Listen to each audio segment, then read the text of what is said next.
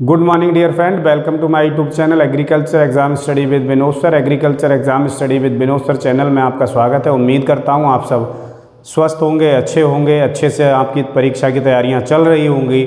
इसी के क्रम में आपकी परीक्षा की तैयारी को और गति देने के लिए आज हम उपस्थित हैं नए टॉपिक के साथ। आज का जो हमारा टॉपिक है वह है एग्रीकल्चर एक्सटेंशन। एग्रीकल्चर एक्सटेंशन के बारे में हम चर्चा करेंगे, इसके बारे में हम डिस्कस करेंगे। वीडियो शुरू करने से पहले आपसे आग्रह है, यदि आपने अभी तक हमारे चैनल को सब्सक्राइब नहीं किया है तो प्लीज़ चैनल को सब्सक्राइब करें ताकि इसी तरह वीडियो नोटिफिकेशन आपको मिलते रहें। हमारा प्रयास यही है कि सभी टॉपिक्स लगभग कवर कर लिए जाएं और ज़्यादा से कि जो टॉपिक मेरे द्वारा कवर कर लिए गए हैं निश्चित तौर पर इनसे क्वेश्चन बाहर नहीं पूछे जाएंगे। बहुत सारे क्वेश्चन इनमें से देखने को आपको मिलेंगे मेजॉरिटी में। तो इसी तरह के और भी वीडियो चैनल पर अपलोड किए जा चुके हैं, प्रीवियस वीडियो हैं, आप ज़रूर देखें, आपको परीक्षा में बहुत ही हेल्पफुल साबित होंगे। चलिए शुरू करते हैं आज का topic agriculture extension. Agriculture extension क्या है इसके बारे में हम चर्चा करेंगे। सबसे पहले हम एग्रीकल्चर एक्सटेंशन और एक्सटेंशन एजुकेशन सब पर चर्चा करेंगे। सबसे पहले हम बात करें एक्सटेंशन क्या है। एक्सटेंशन ये लैटिन वर्ड है, ये लैटिन भाषा का वर्ड है। एग्जामिनर पूछ सकता है एक्सटेंशन किस भाषा का वर्ड है, तो एग्रीकल्चर जो है लैटिन वर्ड है। इसका इट मीन्स, इसका मतलब होता है एक्स, ये दो शब्दों से मिलकर बना है, एक्स प्लस टेंसिस या टेंसियो या टेंशन। ये कहीं भी अगर लिखा मिल जाए कंफ्यूज नहीं होना है। एक्स टेंसिस, टेंसियो या टेंशन मिल जाए तो इसमें कंफ्यूज नहीं होना है।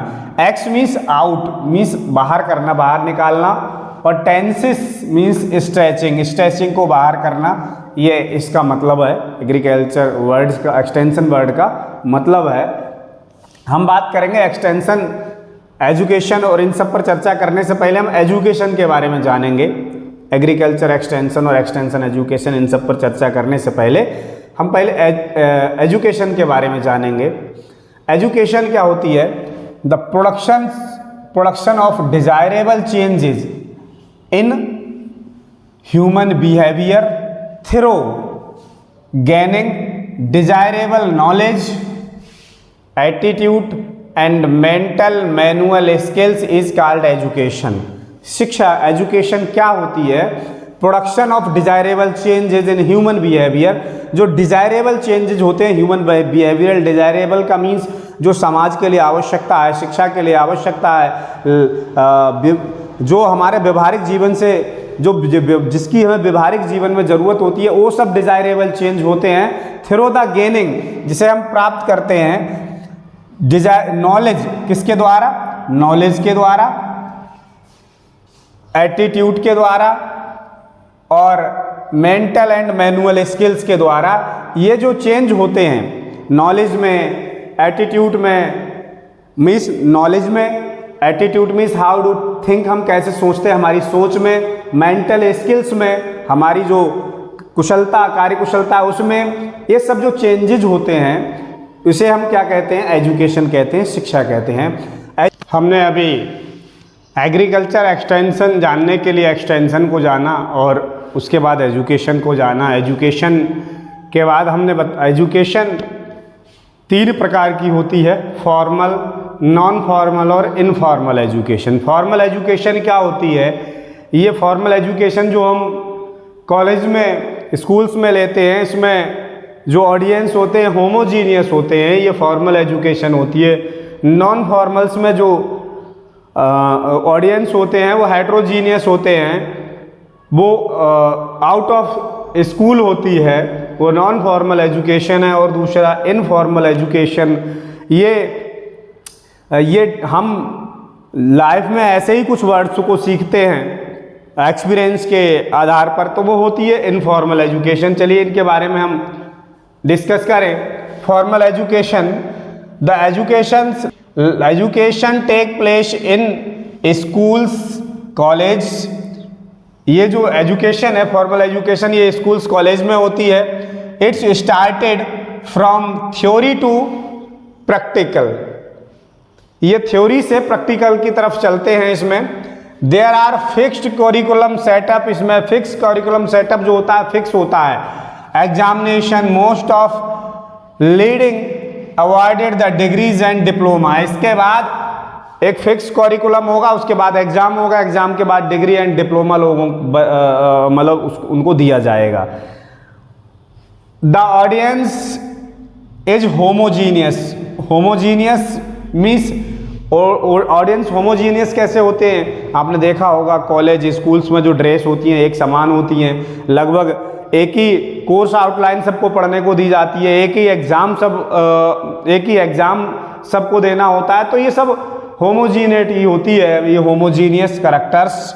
एज लगभग सबकी समान होती है। एजुकेशन मीन्स सेम क्लास के बच्चे बैठे होंगे उसमें। कॉमन गोल्स, उन सब का कॉमन गोल्स एक ही होता है।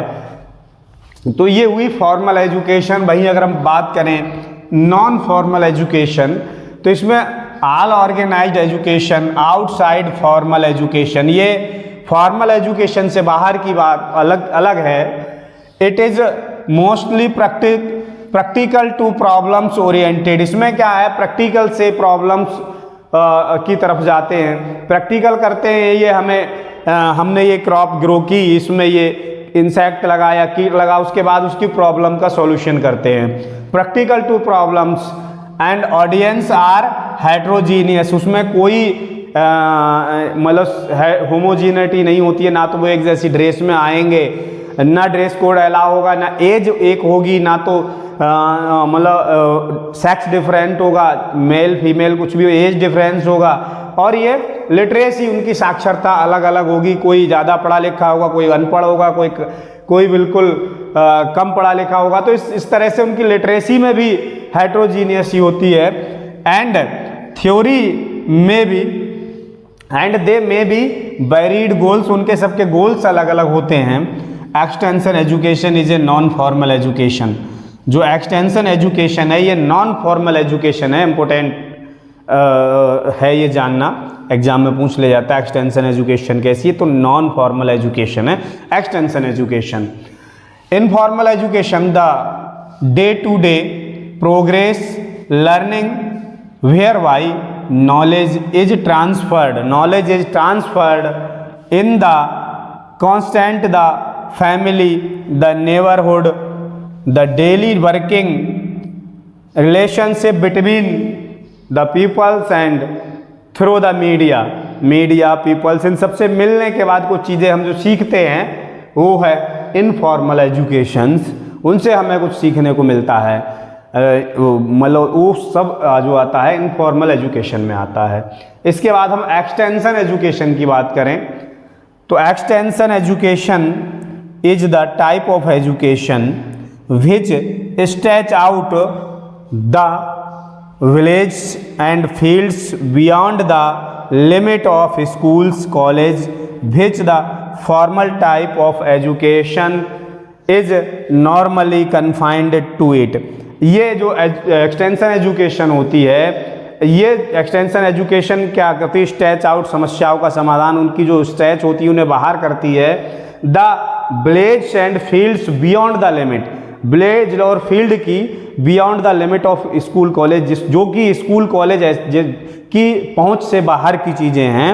विच फॉर्मल टाइप ऑफ एजुकेशन, जिसमें फॉर्मल टाइप ऑफ एजुकेशन के द्वारा ये संभव नहीं है, उससे अलग हटके, तो ये होती है एक्सटेंशन एजुकेशन। वहीं अब हम एग्रीकल्चर एक्सटेंशन एजुकेशन की अगर हम बात करें तो extension education is an applied behavioural science to bring about desirable change usually through various strategies and programmes to change and by the applying the latest scientific and technology innovations. Means जो agriculture extension होती है, agriculture extension education जो होती है, agricultural extension education is an applied behavioural science, ये applied behavioural science है to bring about the desirable change, जो desirable change लाती है usually through the various strategies, बहुत सारी स्ट्रेटजीज के द्वारा, and programmes to change to change and by applying the latest scientific, और टू चेंज कैसे चेंज लाती है, साइंटिफिक एंड टेक्नोलॉजी इनोवेशन, जो साइंटिफिकली और टेक्नोलॉजिकली जो इनोवेशन हुए हैं उन सबको किसान की पहुंच तक उससे अवगत कराना, इस तरह से ये चेंजिंग लाती है, उसे हम कहते हैं एक्सटेंशन एजुकेशन, जो कि डिज़ायर है किसान के लिए, समय के अनुसार उसकी डिज़ायर हो सकती है प्रोडक्शन ज़्यादा मिले, प्रोडक्टिविटी बढ़े। तो ये सब इसकी जो डिज़ायरेबल चेंज हैं एक फार्मर्स के लिए, वो सब एग्रीकल्चर एक्सटेंशन के द्वारा, साइंटिफिक एंड टेक्नोलॉजिकल इनोवेशन के द्वारा ये जो डिज़ायरेबल चेंज आता है उसे हम एग्रीकल्चरल एक्सटेंशन एजुकेशन कहते हैं। ये एग्रीकल्चरल एक्सटेंशन एजुकेशन है। करेंगे role and importance of agriculture extension. Agriculture extension का इम्पोर्टेंस एंड रोल क्या क्या क्या है, इस पर हम डिस्कस करेंगे, इसके बारे में जानेंगे।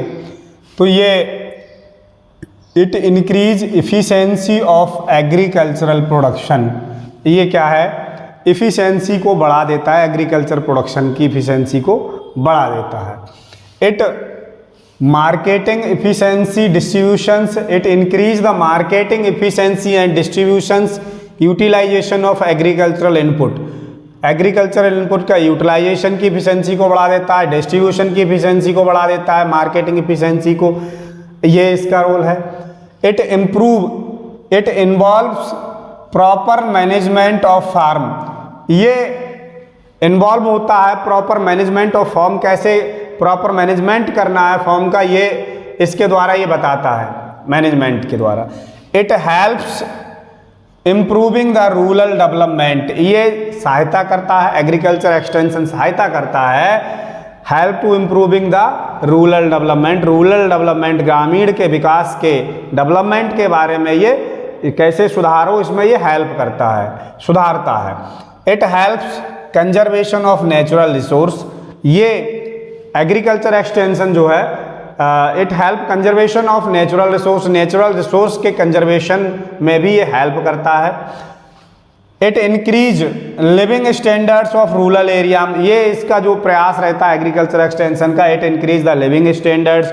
लिविंग स्टैंडर्ड कैसे इंक्रीज होगा, जब फार्मर्स का प्रोडक्शन अच्छा होगा, प्रोडक्शन अच्छा होगा तो उसकी जो इनकम अच्छी होगी, अर्निंग अच्छी होगी, तब उसका लिविंग स्टैंडर्ड इंक्रीज होगा, इस पर इसका फोकस रहता है। Attract youth toward the agriculture, agriculture जो एग्रीकल्चर एक्सटेंशन है इसका जो ये भी इम्पोर्टेंट रोल होता है। इट ये अट्रैक्ट करता है यूथ के लिए, युवाओं के लिए, टुवर्ड द एग्रीकल्चर, एग्रीकल्चर की तरफ युवाओं को अट्रैक्ट करता है, अधिक से अधिक युवाओं को एग्रीकल्चर से जोड़ने के लिए अट्रैक्ट करता है।